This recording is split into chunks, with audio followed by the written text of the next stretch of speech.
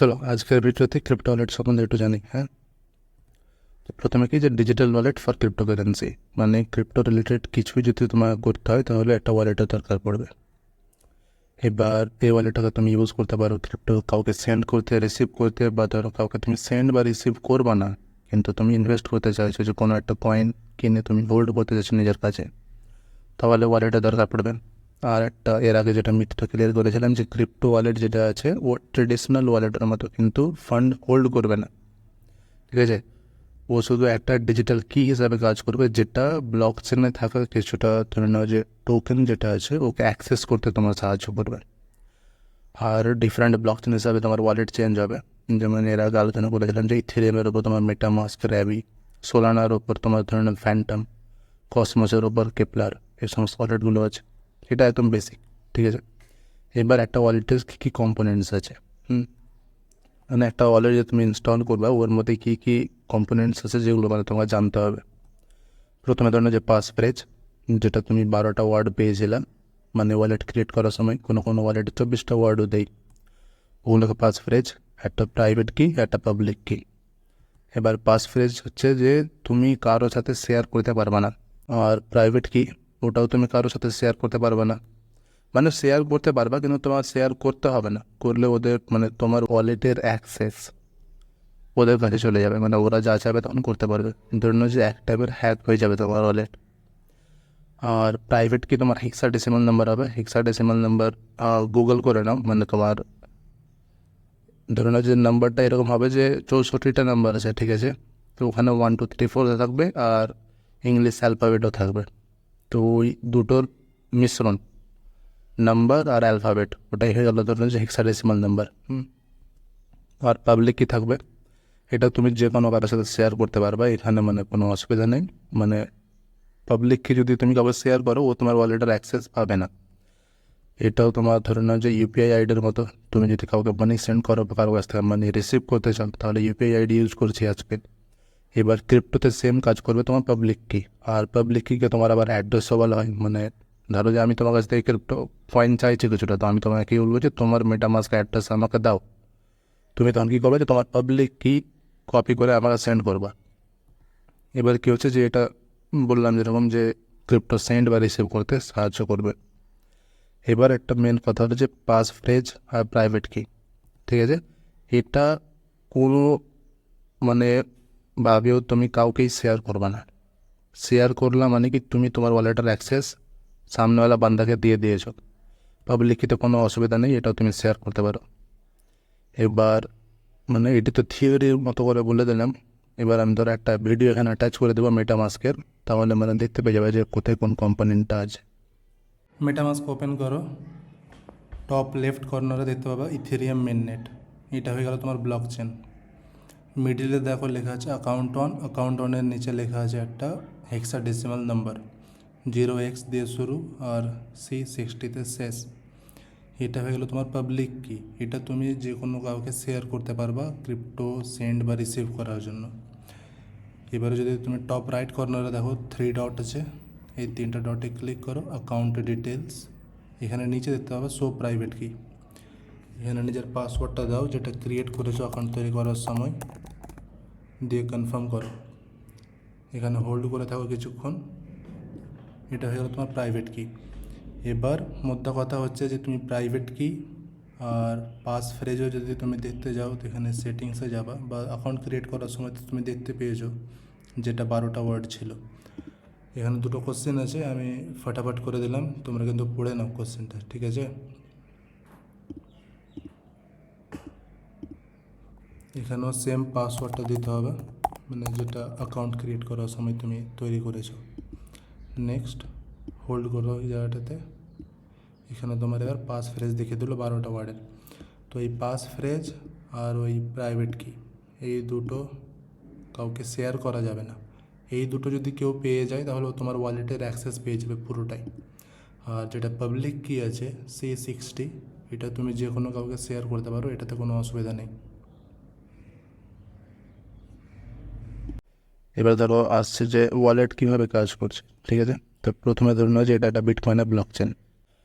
এবার এই ব্লকে ধরে নাও যে 100টা বিটকয়েন আছে। হ্যাঁ, তো এগুলো এটা পুরোটাই কিন্তু অ্যাজাম্পশন, ঠিক আছে। ব্যাক এন্ডে অনেক জটিল আছে, যেগুলো ধরো কাজ সম্পন্ন হচ্ছে ব্লক চেনের উপর, ওটা বেশি জটিল আছে। এটা আমি শুধু সিম্পল মানে বোঝানোর জন্য বলে দিলাম, ঠিক আছে। তো ব্লকটাতে 100টা বিটিসি আছে। এবার এখান থেকে ধরো যে আমি 10টা বিটিসি কিনবো, তো এবার ওয়ালেটটা আমার কী করছে, ঠিক আছে। আমি 10টা বিটিসি কিনলাম আমার ওয়ালেটটা দিয়ে। এর মানে কী হলো, যে আমি যেটা বললাম যে ওয়ালেট হলো তোমার একটা ডিজিটাল। ও কী করবে, এই ব্লক চেনে 100টা বিটিসির মধ্যে ওই 10টা বিটিসিকে পাসওয়ার্ড প্রোটেক্টেড করে দেবে, আর ওই পাসওয়ার্ডটা হবে আমার ওয়ালেট, ঠিক আছে। আর ওয়ালেট অ্যাক্সেস করার জন্য কী লাগবে, প্রাইভেট কি বা তোমার পাস ফ্রেজ। এবার পাস ফ্রেজ বা প্রাইভেট কি যদি আমার কাছে থাকে, তাহলে কি হলো যে আমার কাছে এই 10টা বিটকয়েনকে অ্যাক্সেস করার পাসওয়ার্ডটা আছে। সিম্পল এইটুকুই, ওয়ালেটের এর বেশি আর কিছু নেই। মানে কি হলো, ওয়ালেট তোমার ক্রিপ্টো হোল্ড করছে না, ও শুধু একটা পাসওয়ার্ড হিসাবে কাজ করবে, যেটা ব্লক চেনে যে 100টা বিটিসি ছিল, ওই 100টা বিটিসির 10টা বিটিসিকে লক করে দিয়েছে, ঠিক আছে। এবার যদি অন্যজন 10টা বিটিসি কিনতে চায়, তো ওই বাকি 90টা থেকে কিনবে, তোমার ওই 10টাতে কিন্তু হাত দিতে পারবে না, যতক্ষণ না তুমি এটাকে আবার আনলক করছো। আনলক করছো মানে কি, একটা কাউকে সেন্ড করছো বা কোথাও তুমি আর কোনো ফাংশন মানে এক্সিকিউট করছো, ঠিক আছে।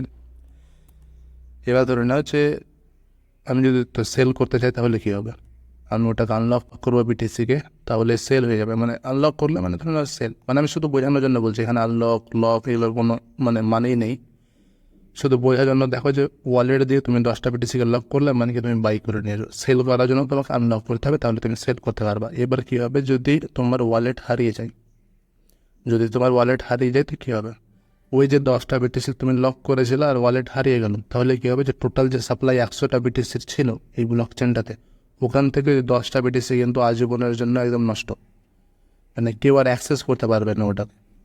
সিম্পল একদম।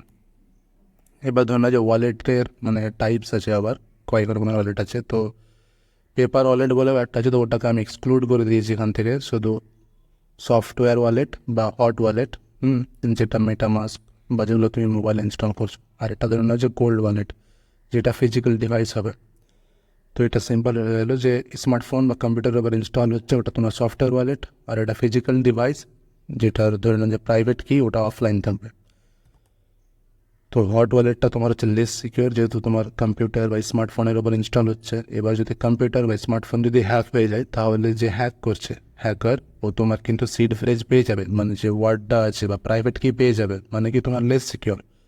কিন্তু হার্ডওয়্যার ওয়ালেটটা হচ্ছে তোমার মোর সিকিউর, কেন কি এটা তোমার অফলাইন থাকছে, বুঝতে পারলে তো। মানে ওই 12টা ওয়ার্ড বা 24টা ওয়ার্ড যেটা আছে, তুমি ওটা খাতা কলমে লিখে রাখবে, আর তোমার ওই যে মেশিনটা আছে ফিজিক্যাল ডিভাইস, ওখানে স্টোর থাকবে। ইন্টারনেট কানেকশান নাই, তো হ্যাক হওয়ার চান্স কম আছে এখানে। তো এক্সাম্পল যদি দেখো, তো সফটওয়্যার ওয়ালেট আমাদের মেটামাস্ক বা আর অন্যান্য যেগুলো আছে র্যাভি, ফ্যান্টাম, কেপলার, ওগুলো সব ট্রাস্ট ওয়ালেট, এগুলো সব সফটওয়্যার ওয়ালেট। আর কোল্ড ওয়ালেটের মধ্যে যেটা হবে লেজার বা ট্রেজার, তারপরে আরও অনেকগুলো আছে, তো লেজারটা বেশি ফেমাস। এবার কিছুটা ধরনের যে সিকিউরিটি টিপস, তোমার ওয়ালেট দেখো, তুমি যখন এয়ার ড্রপে পার্টিসিপেট করতে স্টার্ট করবা, তোমাকে ধরনের অনেকগুলো স্ক্যাম লিঙ্ক আসবে। অনেক সময় তোমার বলবে যে তুমি এয়ার ড্রপের জন্য এলিজিবল হয়ে গেছো, ক্লেম করো, ঠিক আছে। তো ওই সমস্ত জিনিস থেকে বাঁচতে হবে, নাহলে ওয়ালেটের যতগুলো তুমি ফান্ড এতদিন হয়তো কালেক্ট করবা, একবারে সব একদম ওয়াইপ আপ হয়ে যাবেন, কেউ নিয়ে নেবে। তো প্রথমেই কী হবে, যে কোনো র্যান্ডাম ওয়েবসাইটের সাথে তুমি নিজের ওয়ালেট কানেক্ট করবে না, ঠিক আছে, যে কোনো একদম।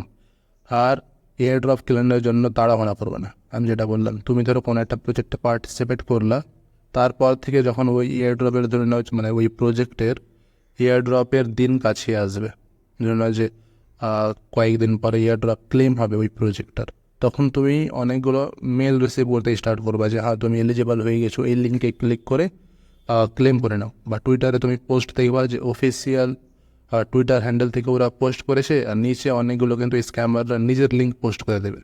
তো তুমি ভাববা আরে তাড়াতাড়ি ক্লেম করে নিই, তখনই তোমার ওই ওয়ালেট হ্যাক হয়ে যাওয়ার চান্স থাকবে, কেন কি ওই লিঙ্কটা তোমার ফিশিং লিঙ্ক হবে, ঠিক আছে। তো তাড়াহুড়া করার কিছুই নেই, একদম ধীরে সুস্থে করতে হবে। তারপরে ইউআরএল যেটা হয় তোমার HTTPS, মানে সবসময় প্রিফার করবা HTTP এর থেকে, ঠিক আছে। এটা যদি আমি তোমার এক্সাম্পল দেখাতে পারতাম, থাক এক্সাম্পলের দরকার নেই। মানে যখন ইয়ারড্রপে পার্টিসিপেট করবে তখন আমি দেখিয়ে দেবো এটা। তো ইউআরএলটা তোমাকে চেক করতে হবে। তোমার নাও যে মেটামাস্ক, ঠিক আছে, মেটামাস্কের অফিসিয়াল ইউআরএল হচ্ছে তোমার metamask.io, ঠিক আছে। তো তোমাকে metamask.ioতেই সব কাজ করতে হবে। কেউ আবার ধরো মানে তোমার ধরো কোনো লিঙ্ক দিচ্ছে metamask.com, ওটা কিন্তু ফিশিং লিঙ্ক হয়ে যাবে। metamask.net, ঠিক আছে, এগুলো সব ফিশিং লিঙ্ক। এইগুলোতে কিন্তু তুমি মানে নিজের ওয়ালেট কানেক্ট করতে পারবে না, মানে পারবা কিন্তু করলে তোমার ওয়ালেট হ্যাক হয়ে যাওয়ার চান্স আছে। তো এগুলো থেকে বাঁচতে হবে। আর এখন তো আর কিছু কিছু ওয়ালেট হয়েছে যে মানে 2 factor অথেন্টিকেশন এনাবেল করে দিয়েছে। মানে তুমি ধরো ওটিপি বা ইমেলে ওটিপি, ঠিক আছে, ফোনে বা ইমেলে এগুলোতে ওটিপি রিসিভ করতে পারবা, মানে ক্রিপ্টোর সাথে ইন্টারাকশন করার জন্য। ধরো যে তোমার ওয়ালেট থেকে কাউকে তুমি সেন্ড করবা, তো তোমার ফোনে একটা ওটিপি যাবে, নাহলে সেন্ড হবে না। কোনো কোনো ওয়ালেটে এটা এনাবেল আছে, কোনো কোনো ওয়ালেটে নেই। আমার জানা তো তোমার ইসে আছে, মানে স্টারনেট বলে ব্লকচেন আছে, ওর ধরো ওয়ালেট আছে আর্জেন্টেক্স, ঠিক আছে, ওইখানে তোমার 2FA আছে। আর বাকি তো আমি এখনও দেখিনি, কিন্তু এখন অন্য ওয়ালেটগুলো তোমার এনাবেল করছে 2FA। তো এটাকেও তুমি মানে দেখতে পারো।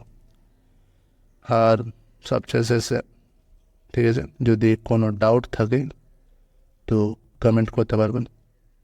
আর টুইটারে ফলো করো, মানে ওখানেও আমি ধরো পোস্ট করবো মাঝে মাঝে।